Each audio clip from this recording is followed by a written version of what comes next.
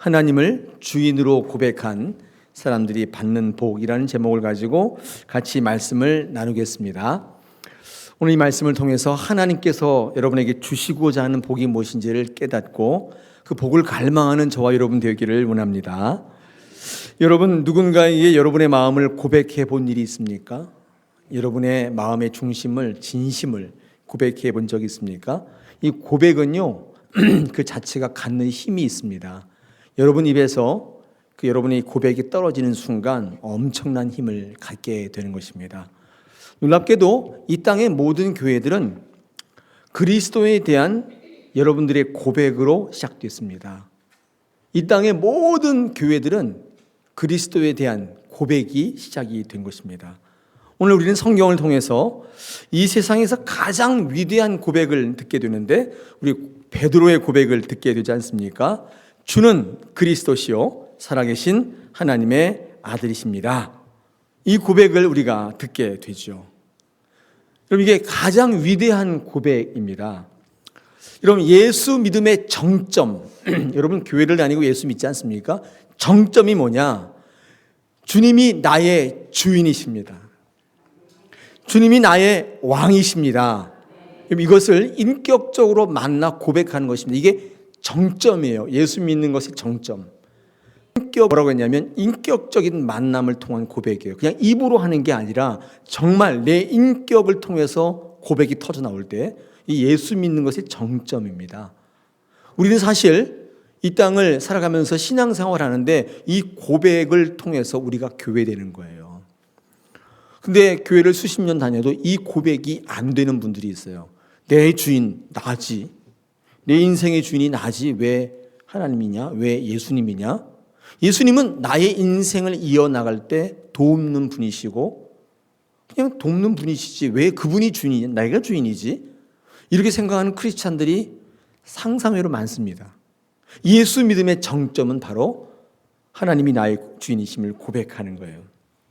여러분, 이 베드로의 이 위대한 고백을 들으셨는데 예수님께서 그 다음에 어떻게 말씀하셨는가? 우리 17절을 보면요, 이렇게 되어 있습니다. 바요나 시모나 내가 복이 있도다. 이를 내게 알게 하니는 혈육이 아니요 하늘에 계신데 아버지시니라. 이 고백을 들으신 예수님께서 베드로에게 뭐라고 하셨냐면, 야, 너 참 복되다. 너 복 받을 거야. 이게 복을 선포하셨어요. 야, 너 진짜 복스럽구나. 내가 너한테 복 주기를 원한다. 그 고백을 들으신 예수님께서 베드로에게 복을 선포하시고 너 복을 받았다고 얘기하셨습니다. 예수님께서 베드로에게 그토록 선포했던 그 복이라는 게 도대체 어떤 복일까요? 여러분, 그 뒤에 예수님의 말씀을 읽어보면 이렇게 말씀하시죠. 너의 그 신앙 위에다가 교회를 세우시겠다고 말씀하십니다. 그러니까 주님이 주시는 복이라는 게 어떤 것이냐, 주님께 대한 위대한 신앙 고백을 한 사람들이 받게 되는 복이 뭐냐면 교회가 되는 복이에요. 할렐루야. 실망하셨어요? 야, 베드로야, 너 부자가 될 거야. 이렇게 하실 줄 알았는데, 야, 너 베드로야, 건강해서 200세까지 살 거야. 그럴 줄 알았는데, 출세하고 너 예수살이 오르고 행복하고 무병장수하라. 그럴 줄 알았는데, 이 복이라는 게 뭐냐면 그 다음 읽어보니까 예수님께서 교회를 세우시겠다. 너는 교회가 될 거다. 이런 말씀을 하셨습니다. 오늘 이 구체적으로 교회가 될 때 받는 복이 무엇인가를 저와 여러분이 같이 좀 살피고자 합니다. 우리 성경 말씀 들을 때요, 저는 그렇습니다만은 성경을 읽을 때 제가 목사지만 이게 무슨 말인지를 잘 모를 때가 있어요. 모호합니다. 단어를 모르는 건 아닌데 그게 무슨 말씀인지 잘 모를 땐, 그럴 때는 그 말씀이 내 안에 들어와 역사할 수 없죠. 우리 성경 예배 시간에 성경을 같이 나눌 때 그런 모호한 것들이 여러분 가운데 구체화되고 실제화되었으면 참 좋겠습니다. 그래서 오늘 예배 드리고 가시는데, 아, 주님이 나에게 그 복을 주시기를 원하는구나, 이것을 아시면, 그리고 자꾸 들으시면 그 복을 갈망하게 되지 않겠습니까? 저는 기대하고 있습니다. 모르시면 여러분 나름대로 복을 상상하시고 기대하셔서 그렇게 가시겠지만 말씀이 그거를 이야기하는 거로구나 이렇게 생각하시면 중심 잡을 수 있고 흔들리지 않게 되죠. 저는 오늘 이 시간에 예수님께서 베드로에게 축복하셨던 그 복, 교회가 되는 복이 어떤 것인지를 우리 모두가 다 같이 갈망하고 내 삶 속에, 여러분 삶 속에 일어나기를 원합니다. 이게 두 가지예요. 순서대로 한번 살펴볼 텐데 그게 어떤 거냐면 제가 제목부터 말씀드리겠습니다. 첫째가요, 우리 18절 하반절에 나와 있습니다. 뭐예요? 음부의 권세가 이기지 못하게 하는 복입니다. 신앙 고백을, 주님을, 하나님을 주인으로 고백하게 되면 어떤 복을 주냐면 교회가 되게 하시는 복을 주는데 음부의 권세가 그 교회를 이기지 못한다는 거예요. 그런 복이 있고, 두 번째는요, 천국의 열쇠를 주신다는 거예요. 이 두 가지의 복이 지금 선포되고 있습니다. 차례대로 한번 살펴보겠습니다. 첫 번째, 여러분 음부의 권세를 이기는 복이 어떤 것인가? 한번 여기 화면을 보시면요, 음부라고 되어 있지 않습니까? 여러분 음부라는 게 뭔지 아세요? 이게 좀 뭔가 침침한 얘기인 것 같아요. 좋은 것 같지는 않은데 뭐라고 확실하게 얘기하고 하는 몰라요. 한글인데도 불구하고 잘 모르겠죠. 음부. 이게 헬라어는 하데스라고 하는 단어인데 이 하데스라는 단어를 찾아보면요, 죽은 이들이 사는 영역 이렇게 되어 있습니다. 사전적 의미가 그래요. 근데 이걸 이제 많은 신학자들은 지옥이라고 표현을 많이 하는데 지옥이에요. 그러니까 음침한 곳, 죽은 이들이 내려가 있는 저 어두운 곳 이런 건데 지옥인데, 제가 지금 말씀드리고 싶은 게 뭐냐면 이 지옥이라는 이 하데스라는 단어가 어디서부터 왔나를 공부해 보면 이 지옥이라는 하데스는요, 이 잘 보이지 않는다는 부정적, 보인다는 것의 반대말이 이제 보이지 않는다는 건데 헬라어의 이데인이라고 하는 단어에서 온 단어예요. 그러니까 이 하데스라고 하는 지옥은 잘 보이지 않는다는 동사에서 유래한 단어예요. 여러분 잘 모르셨죠? 지옥이라는 게 저 밑바닥에 아무튼 벌 받는 곳이긴 한데 그게 뭔가를 우리가 한번 이렇게 묵상해 보면 이 단어적인 어떤 사전적인 의미로 보면 잘 보이지 않는 곳, 잘 보이지 않는다는 단어에서 온 이 단어입니다. 이 하데스라는 단어가 그래요. 그러니까 지옥은 어떤 데냐면 잘 보이지 않는 곳이에요. 잘 보이지 않는 거예요. 그 단어에서 유래한 거예요. 지옥은 보이지 않습니다. 자, 그 다음에 음부의 권세할 때 권세라고 하는 이 단어, 헬라어로 필레라고 하는 단어인데 이게 조금 의외였어요. 이 지옥의 권세, 그러니까 지옥의 힘, 뭐 그런 건 줄 알았는데 그게 아니라 이 필레라는 단어는 이 문이란 뜻이에요. 게이트예요. 그러니까 원래는 해석을 하면 음부의 문 이렇게 해야 되죠. 지옥의 문 이렇게 해석해야 맞는 건데 여기 한글에는요 음부의 권세라고 되어 있으니까 약간 이게 오해할 수 있는 소지가 있는데, 이게 이제 단어적으로 지역을 해보면 음부의 권세라는 건 뭐냐면 우리가 생각했던 것과 달리 지옥의 문 이렇게 해석할 수가 있는 것이죠. 여러분 지옥이라는 단어는 어디서부터 왔냐면 잘 보이지 않는다는 동사로부터 유래됐습니다.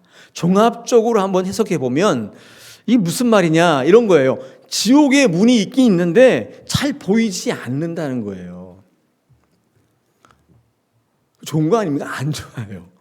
여러 문이 있는데 이게 지옥의 문인지 천국의 문인지 헷갈린다 그 말이에요. 이게 지옥의 권세예요. 이게 음부의 권세예요. 여러 문이 있는데 이게 어떤 문인지를 알 길이 없는 거예요. 여러분 그렇게 본다면 왜 지옥 가는 줄 아세요? 어떤 문인지 분별이 안 되기 때문에 탁 열었는데 그냥 지옥인 거예요. 그게 어떤 문인지를 알기만 한다면 우린 지옥 가지 않을 수 있어요. 열고 들어가면 안 돼요. 때는 이미 늦는다 그 말이에요. 들어가기 전에, 열기 전에 어디로 들어가는 문인지 분별할 수만 있다면 우린 지옥에 가지 않아도 되는 것이죠. 우리가 주님을 하나님 내 주인으로 고백하면 어떤 복을 주시냐면 음부의 권세가 우리를 이기지 못하게 하시겠다는 거예요. 다시 말하면 뒤집어 얘기하면 우리가 그게 어떤 문인지를 딱 보고 알게 하시겠다는 그 뜻입니다. 여러분 길이라는 것, 문이라는 건요 한번 열고 들어가면 돌이킬 수가 없어요. 이게 성경적 의미의 문과 길이의 뜻인데 제가 이게 자유로 달리다가 잘못 들어가서 그만 인천공항 가는 길로 들어갔어요. 이거 끝까지 가야 돼요. 중간에 이렇게 뭐 잡아돌릴 수도 없어요. 그냥 원웨이인데 요금소까지 가거나, 예전에는 영종도에서 이렇게 가는 길도, 예전에 이제 요즘에 이게 빠지는 길이 하나 있어요. 영종도 가기 전에. 아니면 끝까지 가든지, 기왕에 왔는데 돈도 냈는데 그냥 쭉 드라이브 하자 그리고 갔다 오든지, 빠지는 길이 없어요. 잘못 들으면 끝까지 가야 됩니다. 성경적 의미의 길과 문은 약간 이런 거예요. 한번 들어서면 돌이킬 수 없어요. 여러분, 찬송가 521장에 구원으로 인도하는 그런 찬양이 있습니다. 2절과 3절의 가사가 참 의미 있는데, 이 세상에 많은 사람 큰 문으로 들어가 넓은 길로 갈지라도 멸망으로 끝난다. 이런 가사가, 이 3절에 또 이 가사도 재미있어요. 제가 한번 3절 한번 불러보겠습니다. 구원의 문 열렸으니 주의 공로 힘입어 주저 말고 들어가서 생명길로 갑시다. 구원의 문 닫힌 후에 들어가고 싶으나 한 번 닫힌 구원의 문 또 한 번 열려지지 않으리. 열려지지 않는데요. 한번 들고 가면 그걸 끝이에요. 잘 열어야 돼요. 잘. 음부의 권세가 뭐냐면 보이지 않게 돼서 아무거나 열게 하는 권세. 그거가 여러분을 이기지 못하게 하시겠다. 음부의 권세가 우리를 이기지 못하는 그 복의 의미를 우리는 이제 알게 되었습니다. 내가 하나님을 주인으로 고백하게 되면 분별이 생기는 거예요. 우리를 사망으로 인도하는 지옥의 문이 어떤지를 보이게 하시는 복이 임하는 거예요. 하나님을 주인으로 고백하는 사람들에게 어떤 복이 임하는가? 이게 천국인지 지옥인지 보이는 거예요. 이 복이 임하는 거예요. 바른 선택을 할 수 있는 능력이 생기는 거예요. 어떤 사람에게? 하나님을 주인으로 고백하는 베드로와 같은 위대한 고백을 인격적으로 예수 믿음의 정점이에요. 교회 다니고 성경 공부하고 예배하면서 그 사실을 알게 돼요. 내 삶의 주인이 나라고 고백하지 않고, 내가 하면 된다고 얘기하지 않고 주님이 나의 주인이십니다. 고백하는 사람들에게 이 복을 주시겠다는 거예요. 할렐루야. 안 좋아요? 이것처럼 좋은 게 어디 있어요? 지옥에 왜 가요? 그게 모르기 때문에 가는 거예요. 그거 알면 누가 지옥문을 열고 들어가겠어요? 질문 드려볼까요? 10차선 뻥 뚫린 아스팔트 길, 포장길이 좋은 길이에요? 아니면 좁고 구불구불한 비포장길이 좋은 거예요? 제가 이렇게 얘기했을 때 제가 이렇게 얘기했어요. 이건 질문 자체가 잘못됐다고 그랬어요. 왜냐하면 이거 가지고 대답할 수 있을 게 아니에요. 여러분, 이 정답은요, 길 끝에 있습니다. 지금 뭐 뻥 뚫린 10차선 포장길, 이게 좋은 게 아니에요. 꾸불꾸불이 나쁜 게 아니에요. 그 끝이 좋아야 돼요. 10차선 포장길 끝에 낭 떨어지면 어떻게 돼요? 그거 무지하게 나쁜 길이에요. 꾸불꾸불하고 비포장이고 너무 힘들지만 그 끝에 고향집이 있으면 어때요? 그게 좋은 길이에요. 아니에요. 좋고 나쁜 것의 가치 기준은 뭐예요? 당장의 눈에 보이는 좁고 넓음이 아니에요. 이게 멸망이냐 생명인가, 그 끝을 보는 능력이 있냐 없냐에 달린 거예요. 이게 가치예요. 지금 내 눈에 당장 뭐 합격했어요, 사업이 잘 됐어요, 돈 벌었어요, 좋은 집에 산다고 여러분 그게 가치가 될 수 없어요. 그 끝에 뭐가 있냐가 너무 중요해요. 그렇게 잘 살았는데 끝이 지옥이에요. 그게 좋은 삶이에요? 아니란 말이에요. 아무리 힘들고 어렵지만 하나님의 뜻대로 살아갈 때 하나님께서 능력 주셔서 하나님 나라를 위해 살게 하시고 나를 통해 교회를 만드신다면 여러분 그 삶이 진정 승리란 사실을 우리에게 말씀하는 거예요. 보이지 않는 것을 볼 수 있는 능력 있잖아요. 가봐야 안다고요? 그거 아니에요. 때는 이미 늦어요. 죽어보면 알겠지. 죽어보세요. 그때는 이미 늦어요. 미리 볼 수 있는 능력, 그것이 복입니다. 왜 많은 사람들이 멸망의 길로 갈까요? 사실은 보이지 않기 때문이에요. 그 문이 안 보여요. 아니, 볼 수 없기 때문에 그래요. 저와 여러분은 오늘 이 예배를 통해서 하나님이 주인이신 것을 인격적으로 만나고 고백하기를 원합니다. 그래서 주님 그 주시는 복을 누렸으면 좋겠어요. 보이는 거예요. 그게 보이는 거예요. 여러분, 사도 바울이 예수님을 만났을 때 그에게 일어났던 가장 큰 변화가 뭐냐면 눈에서 비늘 같은 것이 벗어졌다. 사도행전 9장 18절에서 19절 보니까 즉시 사울의 눈에서 비늘 같은 것이 벗어져 다시 보게 된지라 일어나 세례를 받고 음식을 먹으며 강건했다. 이게 되어 있습니다. 사도 바울이 예수님을 핍박하다가 예수님을 딱 만났을 때 그에게 일어났던 가장 큰 변화, 눈에 비늘이 떨어져 나갔다는 거예요. 다시 말해서 전에 보지 못하던 것들을 보게 되었고, 그죠? 보이지 않던 세상이 열린 거예요. 그전에는 못 봤어요. 그전에 매일 자기가 옳은 줄 알고 살았는데 예수님을 딱 만났는데 눈이 비늘이 떨어져 나가다. 이거 엄청난 표현이죠.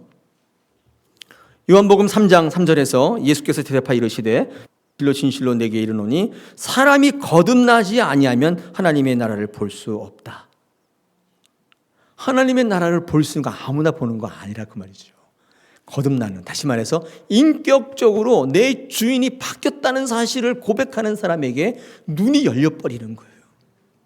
그 사람이 하나님의 나라를 보게 된다. 우리가 하나님으로부터 받아야 할 복 중에 가장 크고 먼저가 되어야 될 복이 우리의 영의 눈이 띄어지는 거예요. 제가 아까 말씀드렸죠. 신앙의 정점이에요.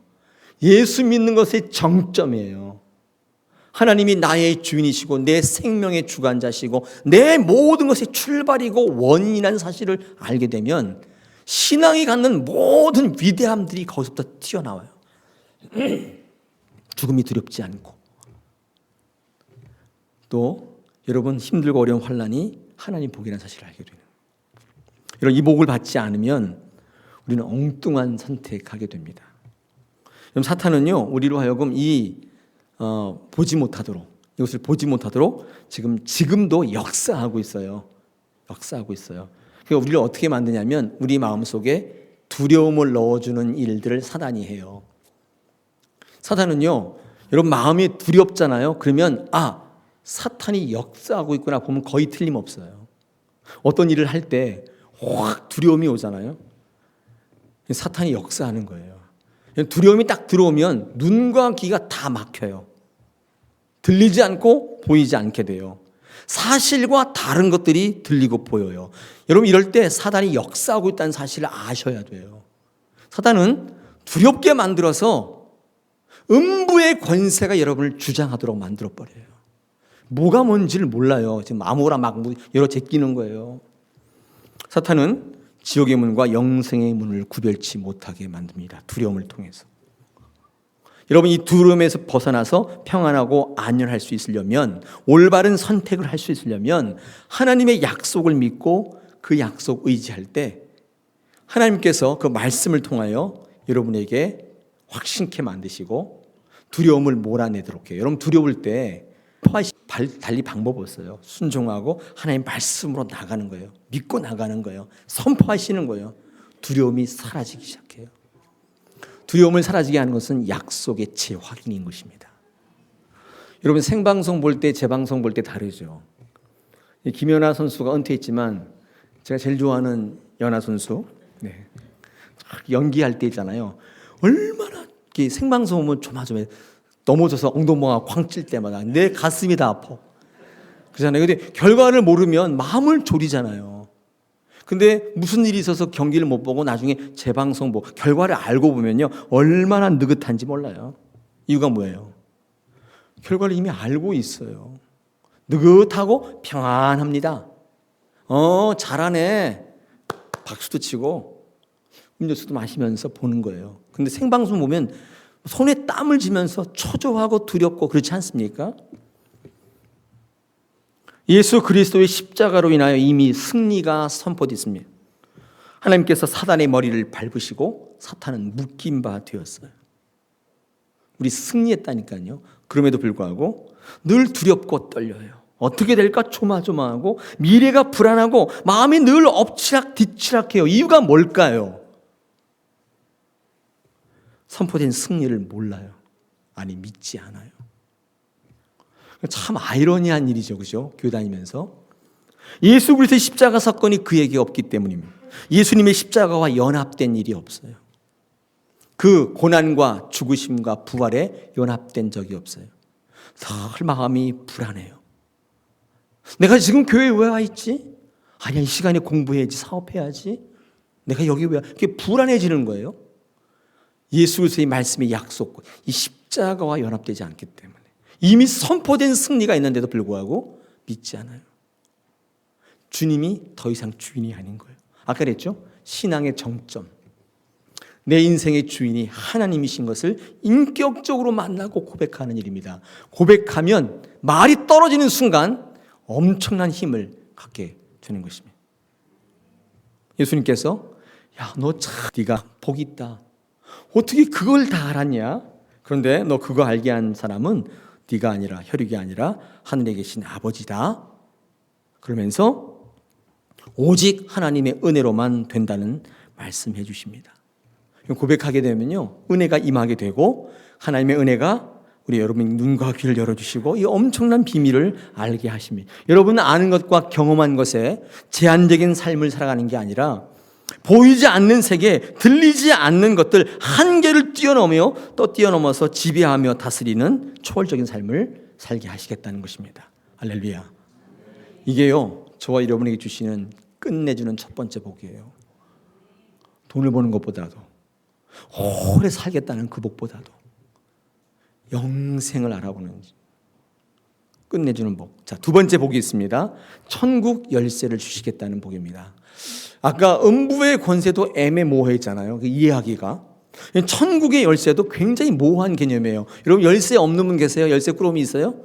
보세요. 여기 열쇠 많잖아요. 화장실 열쇠, 현관 열쇠, 사무실 열쇠, 자동차 키 쫙 붙어 있는데 열쇠가 있단 말이고 천국이 열쇠란 말이야? 이게 무슨 말이지? 굉장히 모호한 개념입니다.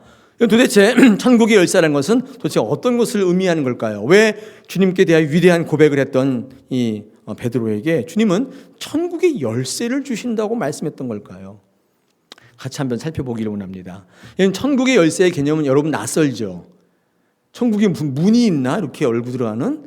이런 생각을 할 수 있는데 우리한테는 굉장히 낯설고 추상적인 것으로 들리는데 유대 사람들한테는 낯선 게 아니에요. 느낌이 와요. 왜냐하면 그들의 신앙 가운데 이 천국의 열쇠라는 말이 계속 반복하고 쓰이고 있기 때문에 그들은 더 이상 낯선 게 아니에요. 굉장히 익숙해요.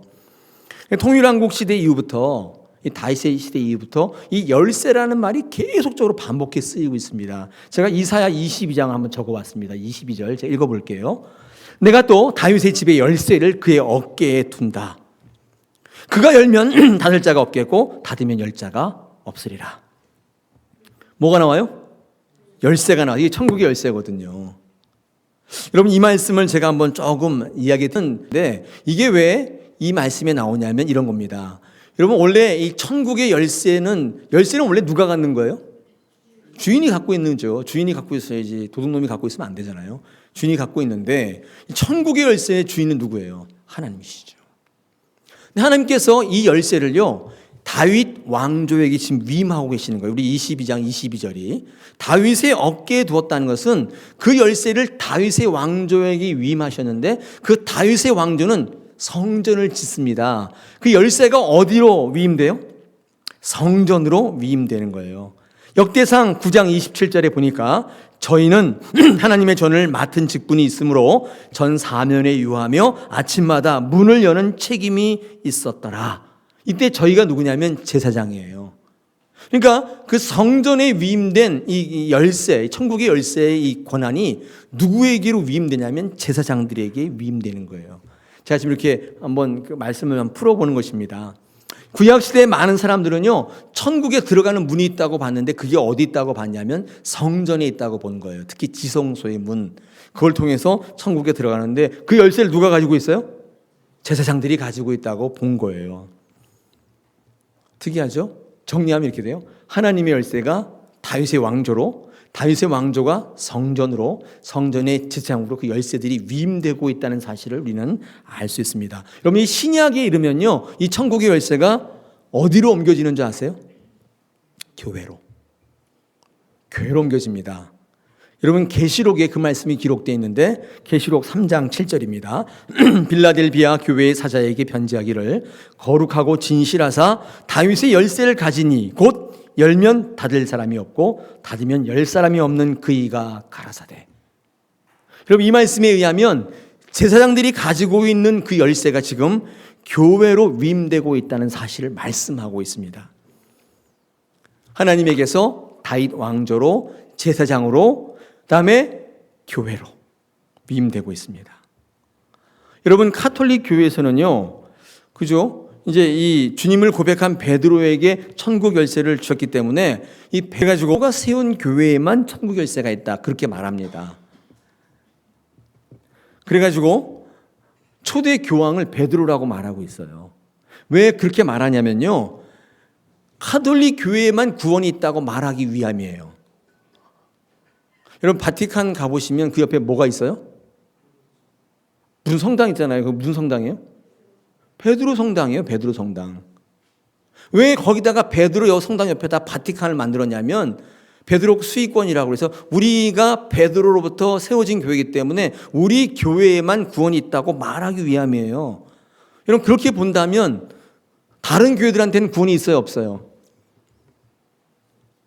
없어요. 거기 베드로가 세운 교회만 있는 거예요. 다사랑교회 구원이 있어요, 없어요? 아니, 그러니까 그들의 입장에서 말하면 없는 거예요. 여러분, 생각해 보십시오. 신약 시대 때 교회를 세운 사람이 베드로예요? 베드로는 제도권 목회를 해본 적이 없어요. 교회를 다 세운 사람은 사도 바울이란 말이에요. 그럼 사도 바울이 세운 교회에는 구원이 없다는 얘기예요? 아니죠. 그건 아니죠. 여러분, 가톨릭 교회는요, 너무 간단한 진리를 모르는데, 여러분이 천국 열쇠를 베드로 개인에게 주었다는 얘기가 아니라 베드로와 같은 위대한 고백을 하는 교회들에게 주었다는 거예요. 근데 이 너무 간단한 것을 그들은 몰라요. 그래서 베드로의 그 초대 교황이라고 얘기하고 우리는 베드로에 근거했다고 얘기하고 자꾸 그 얘기를 하시는데, 저 같은 목사 들으면 너무 답답해요. 교회란 건물이 아니고 조직이 아니고 전통이 아니에요. 예수 그리스도를 주로 고백하는 사람들, 저와 여러분들이에요. 천국 열쇠가 지금 누구한테 있어요? 저와 여러분의 손에 있는 거예요. 할렐루야. 하나님의 주인이신 천국 열쇠가 지금 저와 여러분 손에 쥐어져 있는 것을 믿으시기를 축원합니다. 오늘날 교회에게 위임된 저와 여러분이 교회예요. 이 천국 열쇠라는 건 도대체 뭔가, 이것을 좀 약간 나누고 말씀을 좀 마치겠습니다. 오늘 권세, 천국의 열쇠, 이게 여러분에게 실제화되고 구체화되었으면 좋겠습니다. 여러분 손에 위임된 천국의 열쇠는 뭐냐? 여러분, 천국의 열쇠라는 것을 이 헬라어 보면 복수로 되어 있어요. 천국의 열쇠들이에요. 원래는 천국의 열쇠가 아니라 천국의 열쇠들로 되어 있습니다. 근데 이게 무슨 말인가를 알고 싶으면 간단해요. 제사장들에게 위임된 권세가 무엇인지를 보면 알죠. 그러면 제사장들에게 위임된 천국의 열쇠가 어떤 것인지를 우리는 알 수가 있는 것입니다. 여러분, 세 가지가 제사장들에게 위임됐어요. 그 첫째가 말씀을 해석하고 선포하는 열쇠예요. 이게 제사장들에게 주는 특권이었어요. 다른 사람한테는 위임된 게 아니라 그들에게만 주어진 것이죠. 그래서 말씀을 소유하고 해석하고 선포하는 그런 권세를 주셨습니다. 여러분, 이게 뭐예요? 천국 열쇠라는 거예요. 옛날에는 기록된 성경도 없었고, 있다고 해도 중세시대까지 제사장이나 성직자들이만 봤어요. 어려운 라틴어 성경을 보고, 여러분은 모르고 저만 알고 해서 막 얘기하다가 틀려도 그냥 넘어가고 거짓말도 가끔씩 하고, 그래도 몰랐단 말이에요. 근데 이 제사장들에게 위임된 이 말씀의 권세는 중세에 들어서 종교개혁을 통해 교회들에게 위임됐습니다. 여러분, 종교개혁이 일어났을 때 가장 먼저 한 게 뭐냐면 여러분의 모국어로 성경을 다 번역해서 읽게 됐어요. 그러니까 성경이 어떤 누구 제사장의 것만이 아니라 많은 사람들이 만인 제사장으로서 말씀을 받고 그 말씀대로 살아가고 그 말씀대로 성령의 음성을 듣고 나아가서 그 말씀을 전할 수 있는 특권을 모든 성도들이 갖게 되는 거예요. 지금 말씀의 위임이 어디로 갔어요? 모든 성도들에게, 주를 고백하고 그 말씀을 믿고 고백하는 많은 성도들에게 위임된 거예요. 여러분, 나 전도하잖아요. 전도도 하잖아요. 여러분, 천국의 열쇠라는 것은, 그렇죠, 오늘날 주를 고백하는 많은 사람들에게 주어진 우리 앞에 있는 말씀이라는 사실을 지금 이야기하고 있는 거예요. 천국의 열쇠가 첫 번째 뭐라고요? 말씀. 이게 뭐라고요? 열쇠.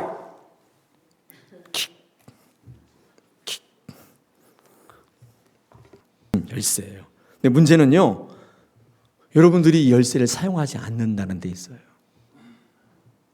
열쇠가 있는데 열지를 않으니 천국 문이 열리지 않고 천국의 수많은 좋은 것들이 쏟아져 오지를 않아요. 항상 닫아놔요. 이렇게 탁 열면 되는데 열질 않아요. 우선적으로 성경을 읽지를 않습니다. 읽지를 않는데, 공부는 고사하고 읽지도 않는데 어떻게 천국 문이 열려요? 그 안에 온갖 풍성한 것과 은혜와 축복들이, 영원한 것들이 어떻게 우리에게 쏟아져 내려올 수가 있어요? 읽지랑 만날 수가 없는 거죠. 여러분, 툭툭교인 기억나세요? 한번 오래돼서 한번 더 써먹어 볼까? 그죠? 성경책 오늘 교회 오서만 딱 열어보고 집에 딱 가서 찬장에 피아노 위에다 딱 올려놔. 일주일 내내 먼지 쌓여가지고 오늘 아침에 올 때 딱 보니까 먼지 너무 많아가지고 툭툭교인이에요. 대부분 우리 여성분들이 그렇게 하죠. 찬장 위에다 올려놓고. 남성분들은 변색교인. 성경책 차 뒤에다 던져놓고 한 주간 내내 차 운전하고 햇빛 받아가지고 여기 색깔이 달라. 여기 까만색, 여기는 갈색, 변색이 돼 있어요. 성경책 딱 갖고 보면 색깔이 달라. 투톤이야. 변색교인. 성경 안 봤다는 얘기죠.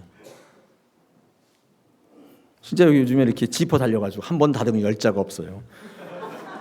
도대체 열리지. 주일날 와야만 열려요. 이게 평상시는 알련이잖아요. 그만큼 성경 안 읽는데, 열쇠를 아무리 주면 뭐해? 열지를 않는데, 거기 뭐가 있는지를 모르는데, 천국의 문을 열고 그 엄청난 것을 갖기를 원하십니까? 여셔야 돼요. 말씀이 열쇠입니다. 지금 일주일에 단 1시간만이라도 하나님의 말씀 가운데 살아가는 분이 있다고 있으면 한번 마음속으로 손들어 보세요. 지금 당당하게 손을 드신 분은요, 제가 확신합니다. 천국의 열쇠를 사용하고 계신 거예요. 제사장에게 위임된 말씀의 권세가 지금 저와 여러분에게 위임되고 있다는 사실을 잊지 마십시오. 열쇠입니다. 예전에는 제사장이나 보는 말씀이었지만 지금은 저와 여러분이 주신 생명의 천국의 열쇠인 것입니다. 그러면 어떤 일이 벌어지느냐? 이게 눈이 달라진다 그랬잖아요. 이게 보이는 것에 따라 살아가지 않게 돼요. 좋은 것 보면 기분 좋고 나쁜 것 보면 좌절 낙심하고, 이거 세상 사람들도 다 하는 거예요. 이렇게 안 산다 그 말이에요. 세상 사람들과 같이 살지 않아요. 눈이 열렸기 때문에. 하나님 말씀 읽어보면 질병도 축복이에요. 가난도 하나님께 주신 능력이라는 사실을 알게 돼요. 그래서 세상 사람들과 똑같이 안 살게 된다니까요. 고난과 역경 뒤에 숨겨진 하나님의 복을 보게 됨으로 말미암아 감사하는 삶을 살게 되는 거예요. 할렐루야. 천국 문이 열려버려요. 여러분, 사도행전 12장 보십시오. 여러분, 이 헤롯 왕이 야고보 선지자를, 사도를 죽이고 이제 베드로도 죽이려고 베드로를 옥에 가둬놨어요. 언제 죽을지 모르는 상황인데 베드로가 지금 뭐 하고 있냐면 콜콜 자고 있다는 것입니다. 제가 한번 읽어보겠습니다. 6절부터. 헤롯이 잡아내려고 하는 그 전날 밤에 베드로가 두 군인 틈에서 두 쇠사슬에 매어 누워 자는데, 아니 거기서 끼어서 자고 있다는 거예요. 지금 파수꾼들이 문 밖에서 옥을 지키더니 호련히 주의 사자가 나타나며 옥중에 광채가 빛나며 또 베드로의 옆구리를 쳐 깨워 이르되 급히 일어나라 하니 쇠사슬이 그 손에서 벗어지더라. 그러니까 얼마나 깊이 잠들었는지 천사가 구하러 왔는데 어이가 없는 거예요. 그냥 이러고 자고 있는 거예요. 얼마나 깊이 잠들었는지, 야 일어나게 막 쳐서 깨웠다는 거예요. 생각해 보세요. 얼마나 평안했으면, 내일 죽으러 갈지 모르는데 얼마나 평안했으면 그 상황에서 잠이 옵니까? 홀홀 잠이 와요? 놀라운 것입니다. 이거는 놀라운 거예요. 사도행전 16장 25절을 제가 읽어보겠습니다. 바울과 실라도 옥에 갇힌 적 있어요. 빌립보에서. 한밤중에 바울과 실라가 기도하고 하나님을 찬송하며 죄수들이 듣더라. 언제 죽을지 모르는 상황에 바울과 실라도, 근데 뭐 했다고 되어 있어요? 찬송하고 기도했대요. 그러니까 놀라운 거예요. 놀라운 거예요. 우리의 경우는 어떻습니까? 건강에 조금 문제만 생겼다면 잠을 못 자잖아요, 밤에. 조금의 이상이 있다 그러면 잠을 못 자요. 베드로는 내일 목이 달아난다고 하는데 푹 자요. 막 자고 있단 말이에요. 천사가 너무 어이가 없어서 야, 일어나, 지금 너 뭐 하냐? 여러분, 도대체 이 차이는 어디서부터 오는 거예요? 이 차이는 어디서부터 오는 차이예요? 이사야 26장 3절에서 그 말씀하고 있어요. 주께서 심지가 견고한 자를 평강하고 평강하도록 지키시리니 이는 그가 주를 신뢰함이니라. 차이가 분명히 있어요. 하나님의 말씀은 길이요 진리요 생명이고 지혜요 능력이 있습니다. 그 말씀 신뢰하는 사람들에게는 상황과 형편에 따라 살아가지 않게 됩니다. 여러분, 이것은 제 말이 아니에요. 성경의 외침이에요. 한계를 뛰어넘고 초월적인 삶을 살게 돼 있어요. 천국 열쇠 말씀입니다. 두 번째 천국 열쇠는요, 용서입니다. 용서. 죄를 사해주는, 선포하는 권세예요.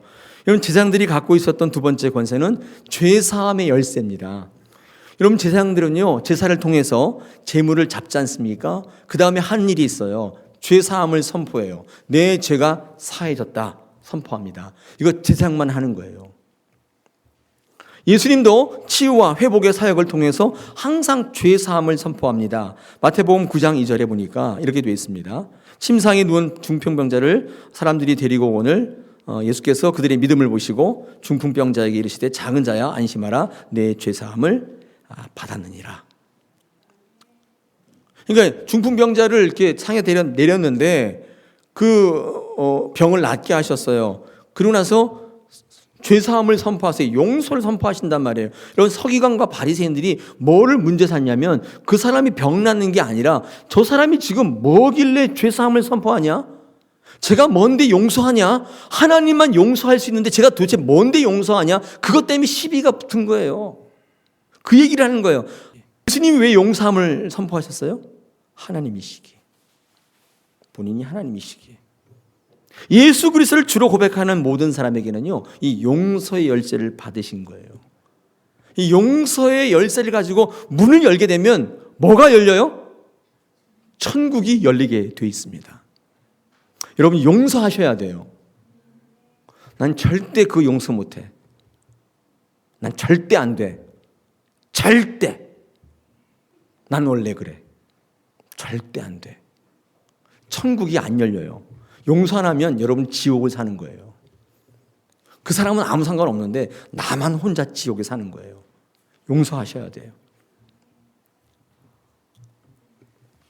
하나님으로부터 죄사함을 받고 영생을 누린 자의 가장 확실한 증거는 용서의 열쇠를 사용하여 천국을 여는 것입니다.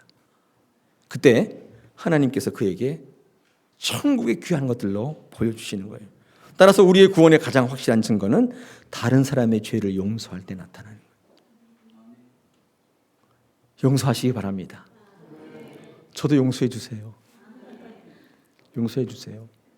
여러분, 주변에 그 사람 꼭 용서해 주세요. 난 죽어도 못해. 네가 죽나 내가 죽나 해보자. 그러지 마세요. 용서하면 그때부터 천국 문이 열릴 줄 압니다. 세 번째 열쇠가 있어요. 그건 뭐냐면 축복의 열쇠입니다. 이 제사장들에게 위임된 또 다른 권한이 뭐냐면 권세가 축복하는 거예요. 제사장이 가지고 있던 마지막 권세, 축복하는, 여러분 알고 있지 않습니까? 하나님께서 아브라함에게 아브라함을 부르실 때 약속하셨지 않습니까? 창세기 12장 한번 보겠습니다. 1절, 여호와께서 아브라함에게 이르시되 너는 너의 고향과 친척과 아버지 집을 떠나 내가 네게 보여줄 땅으로 가라. 내가 너로 큰 민족을 이루고 네게 복을 주어 네 이름을 창대하게 하리니 너는 복이 될지라. 너를 축복하는 자에게는 내가 복을 내리고 너를 저주하는 자에게는 내가 저주하리니 땅의 모든 족속이 너로 말미암아 복을 얻을 것이라 하신지라. 아브라함에게 뭘 주셨냐면 축복하는 권세를 주신 거예요. 이 아브라함을 통해 복을 받게 하셨어요. 여러분, 우리 때문에 우리 주변에 있는 모든 사람이 복 받기를 원하고 계세요. 우리가 만인 제사장, 우리가 제사장이라면 그 축복의 권세를 우리가 이어받은 거예요. 여러분, 그것을 선포할 때 그 열쇠를 열면 천국의 문이 열리고 하늘나라의 수많은 복들이 여러분을 통해 나가게 돼 있어요. 천국을 열고 싶다면 축복하셔야 돼요. 여러분이 축복하는 인생을 사셔야 돼요. 만나는 사람마다 너는 잘 될 거야, 일어날 거야, 또 쓰임 받을 거야, 멋진 인생 살 거야, 축복하셔야 돼요. 안 돼. 그런 일이 어딨어. 말도 안 되는 소리 하지 마. 그런 일 내가 본 적이 없어. 절대 안 돼. 그렇게 하지 마세요. 축복하세요. 만나는 사람마다, 공동체마다 축복하십시오. 이렇게 우리에게 위임된 천국의 열쇠를 활용하기 시작하면 천국의 문이 활짝활짝 다 열리는 거예요. 많은 사람들이 복받고, 많은 사람들이 하나님의 풍요로움에 살게 되고, 많은 사람들이 영원한 생명들을 누리게 되는 것입니다. 할렐루야. 천국의 문 열쇠 확실하셨죠? 우리 시집장가 갈 때 의사한테 시집 갈 때 뭐 준비해야 되죠? 열쇠 3개. 네. 첫째, 아파트 열쇠. 두 번째, 자동차 열쇠. 하나 몰랐는데 인터넷 찾으면 나오더라고요. 상가 열쇠래요. 세상에. 그 병원 열쇠. 예. 안 가고 말죠.